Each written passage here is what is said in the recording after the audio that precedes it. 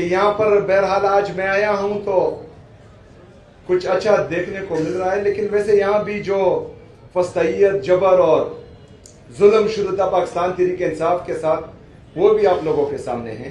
पूरे पाकिस्तान में जमहूरी हुकूमत नहीं आई, बल्कि अवाम की मैंडेट पर बदतरीन डाका डाला गया था और डाका डाला जा भी रहा है। उनकी बहनों के साथ कभी मुलाकात होती है, कभी नहीं होती, और उनको जो है अकेले तन्हाई में डाला गया है। हमारे लीडर, हमारे कायद जनाब इमरान खान साहब का पहले दिन से यही मौक़िफ़ रहा है और इसमें जो है अब तमाम सियासी और मजहबी जमातें भी इस मौक़िफ़ पर हमारा साथ दे रही हैं। तो उसके बावजूद अगर मिलिट्री ऑपरेशन होता है तो फिर जो है ये कुली बदमाशी होती है। ये कौन से आईन और कानून में लिखा हुआ है कि एक सूबे का चीफ एग्जीक्यूटिव जो है वो दूसरे सूबे में सियासत नहीं कर सकता? आप मुझे वो शिक ला कर दें, मैं यहाँ से चला जाऊँगा। अस्सलाम वालेकुम नाज़रीन इकराम, आपको मुकम्मल वीडियो दिखाते हैं। वज़ीर आला सुहेल आफरीदी ने तारीख रकम कर दी। सिंध पहुंचकर ऐसी तकरीर की कि पूरा पाकिस्तान हैरान रह गया।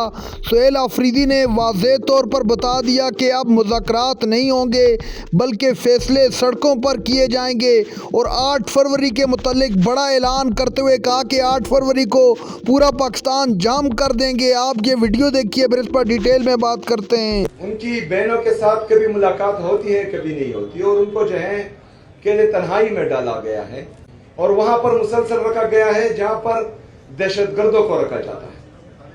मेरा लीडर, मेरा कायद पाकिस्तान का सबसे मकबूल तरीन और कबूल तरीन लीडर है।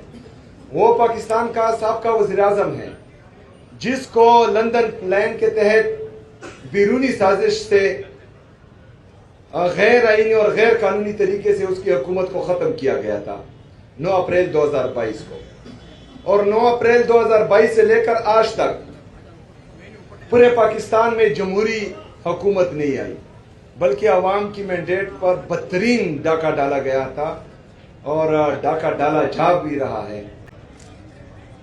उसी से जो है हुकूमतें कायम हो रही हैं। तो हमारी ये जंग सिर्फ जात की नहीं है, अपनी पार्टी की नहीं है, ये आप सबकी जंग है। क्योंकि जिस तरह हमारे सहाफियों के साथ रवैया रखा गया, शहीद अरशद शरीफ, उसकी मिसाल आपके सामने है।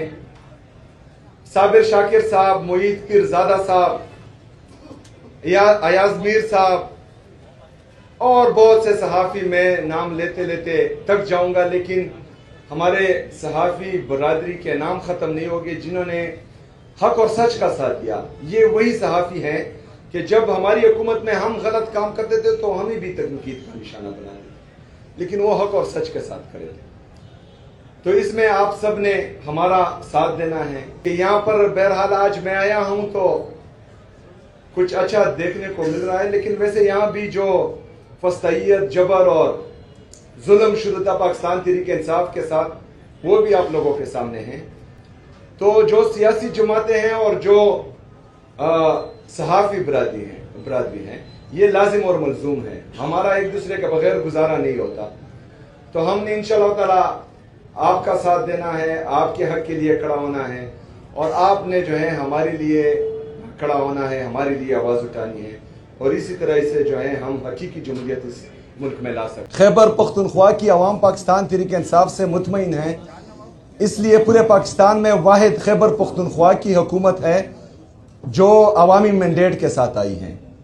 बाकी पूरे पाकिस्तान के जितने भी सूबे हैं और रीजन्स हैं और वफाकी हुकूमत है, वो जाली मैंडेट के साथ 17 सीटों के साथ हुकूमत में बैठी हैं। तो अवाम मुतमईन है, अवाम पाकिस्तान तहरीक इंसाफ और इमरान खान पर एतमाद करती है, इसलिए जो है वो तीसरी दफ़ा पाकिस्तान तहरीक इंसाफ को वोट दे रही है। वरना खैबर पख्तूनख्वा की आवाम की तारीख रही है कि उन्होंने दूसरा मौका किसी को नहीं दिया, और अल्हम्दुलिल्लाह आज हमारा तीसरा मौका है। दूसरी बात कि मैं ये कौन से आईन और कानून में लिखा हुआ है कि एक सूबे का चीफ एग्जीक्यूटिव जो है वो दूसरे सूबे में सियासत नहीं कर सकता? आप मुझे वो शिक ला कर दें, मैं यहाँ से चला जाऊँगा। अच्छा, जो ऑपरेशन के हवाले से मेरा मौक़िफ़ था वो मैं बार बार दे चुका हूँ।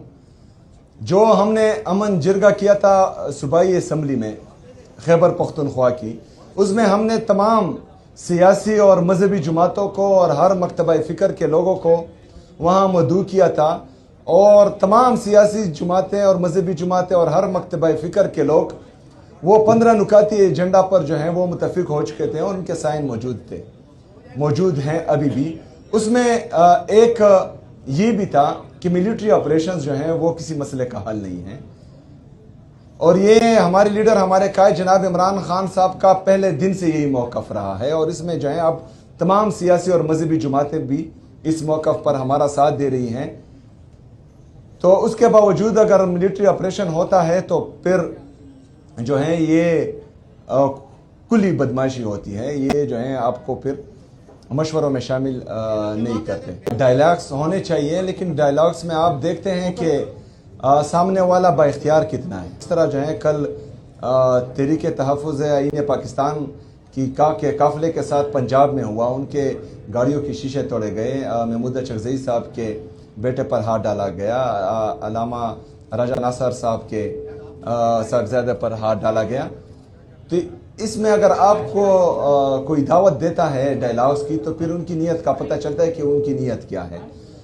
دوسرا یہ ہے کہ میرا کسی سے کوئی رابطہ نہیں ہے، مجھے میرے لیڈر، میرے قائد جناب عمران خان صاحب نے کہا ہے کہ میں اسٹریٹ موومنٹ کی تیاری کروں، میں اس کی تیاری کر رہا ہوں، اور اس تیاری کو ہم پیک پر لے کر جائیں گے انشاءاللہ تعالی۔ مذاکرات اور مزاحمت کا مینڈیٹ جو ہے انہوں نے راجہ ناصر صاحب اور محمود چغزئی صاحب کو دیا ہے، تو وہ جس طرح فیصلہ کریں گے انشاءاللہ تعالی ہم اس پر منوان عمل کریں گے۔ فی الحال تو 8 فروری کی تیاری ہو رہی ہے، اس لیے چاہ رہے ہیں کہ جو حقیقی آزادی کی یہ جدوجہد ہے، اس میں جمہوریت اتنی مضبوط ہو کہ یہاں پر پھر کوئی بھی ادارہ جو ہے وہ مفلوج نہ ہو سکے، اور ہر بندہ جو ہے اپنے دائرہ کار میں جو آئین اور قانون کے دائرے میں ان کو جو ان کے ڈومین جو طے ہیں اس میں کام کر سکیں۔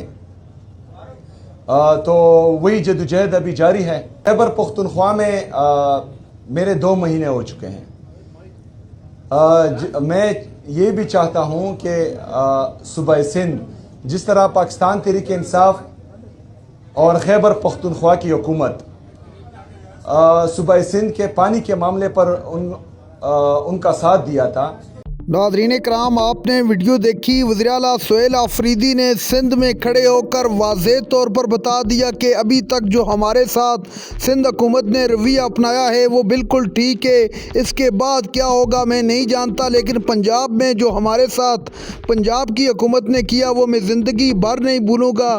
مریم نواز کو پیغام دیتے ہوئے کہا کہ یہ فسطائیت آخر کب تک چلے گی؟